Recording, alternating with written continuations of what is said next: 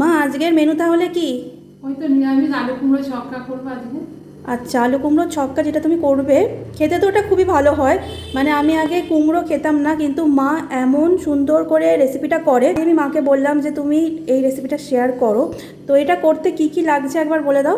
কুমড়ো ছক্কা করতে কুমড়ো তো আগে লাগবে। এখানে কুমড়ো কেটে রেখে দিয়েছি, এখানে আলু আছে, এখানে টমেটো কাটা আছে, এখানে ছোলাটা সকালবেলা ভিজিয়ে রেখে দিয়েছিলাম, ছোলা ভিজানো আছে।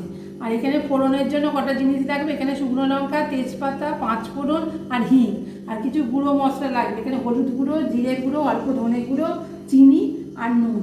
আর এখানে ভাজা মশলা আছে আর একটু ঘি দেবো। আচ্ছা, এটা খেতে ভীষণ ভালো হয়। মানে এটা তো লুচি পরোটার সাথে খেতে খুবই ভালো লাগে, রুটি দিয়েও খেতে ভালো লাগে। আজকে তো আমাদের লুচি হচ্ছে, তো লুচিতে এটা আমরা খাবো। আর তোমরা যারা যারা রেসিপিটা হয়তো অনেকেই জানো, কিন্তু প্রত্যেকটা রেসিপিরই তো কিছু সিক্রেট ব্যাপার থাকে। তো মা এইভাবে করে, খেতে কিন্তু অসম্ভব ভালো হয়। তো মাকে বলবো রেসিপিটা দেখাতে, তাহলে তোমরা যারা যারা জানো না তো তারা শিখে যাবে। তো মা চলো রেসিপিটা স্টার্ট করা যাক। হ্যাঁ, চক করে দিই। রান্নাটা মেনলি সর্ষের তেলে করতে, আমি সর্ষের তেলটা ঢালছি কড়াতে। এইসব রান্না তো সর্ষের তেলেই হয়, টেস্ট একটা আলাদা হয়, বলো তাই না? সর্ষের তেলে না করলে খেতে ভালো হয়। হ্যাঁ। আর এই কুমড়ো ছক্কাটা না একটু মিষ্টি মিষ্টি খেতে ভালো লাগে, ঝাল ঝাল ভালো লাগে না। তেলটা গরম হয়ে গেছে, এবার শুকনো লঙ্কাটা তেলে দিয়ে দিচ্ছে। পাঁচ ফোড়ন দিয়ে দিলাম, তেজপাতাটা দিয়ে দিলাম। ফোড়নটা হয়ে যাক, ভাজা ভাজা হয়ে গেছে। এবার হিং ফোড়ন দেবো, একটু আন্দাজ মতন হিংটা দিয়ে দেবো। হিংটা দিলে ফ্লেভারটা ভালো আসে। নিরামিষ যে কোনো রান্নাতে একটু হিং দিলে খেতে ভালো লাগে। আলুটা দিয়ে দিচ্ছি,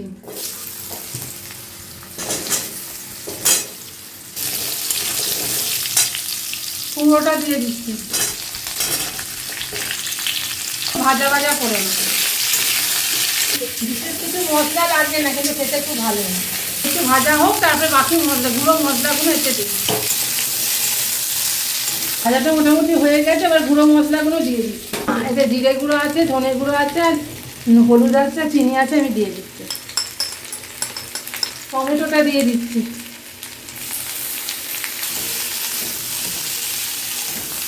নুনটা দিয়ে দিচ্ছি স্বাদ মতন। টেস্ট করে দেখে নুন মিষ্টি যদি লাগে আবার দেব। মা ছোলাটা কখন দেবে? এবার দেবো, অল্প একটু জল দিচ্ছি, কষাচ্ছি, তারপরে বাকি টমেটোগুলো একটু গলে যাক, তারপরে বাকি জলটা দিচ্ছি। এবার জলটা ঢেলে দিচ্ছি।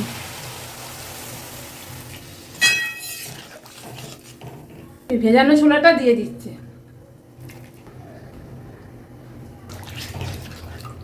জলটা দিয়েছে, এবার চাপা দিয়ে দিচ্ছি। এবার 10 মিনিট বাদে এসে দেখবো কতটা কি সেদ্ধ হলো। তরকারিটা একটু শুকনো শুকনো, একটু জল আছে, টানাবো। এবার একটু ঘি দেবো, একটু ভাজা মশলা দেবো, তাহলেই আমার একটু ঘি দিয়ে দিলাম।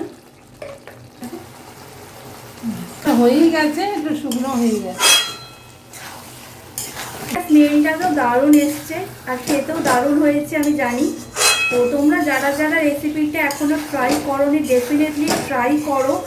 যারা কুমড়ো খেতে একদমই পছন্দ করো না, তারা একদম কুমড়োর ফ্যান হয়ে যাবে।